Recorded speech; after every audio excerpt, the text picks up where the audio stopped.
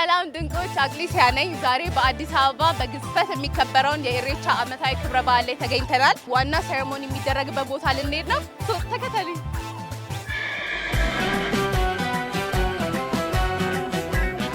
ከኛ በፊት አባ ገዳዎች፣ ሀደ ስንቄዎች ሴሬሞኒውን አስጀምረውታል። አዲስ አበባ ስታከብር የመጀመሪያችን ነው ወይስ ከዚህ በፊት? የመጀመሪያችን ነው እኛም ስናከብር። ኡማማ ቀባኔ ኡማ ካዳና ይባላል። ገላቴፈና ይባላል። ምን ማለት ነው? ቢሾፍቱ የመሄድ ሀሳብ አላችሁ? ቢሾፍቱ ግድ ነው። በሚገባው የለንም። የላችሁ? አጨፋፈሩን አጨፍሩልኝ። መሆናየት መሰለኝ ደረስን።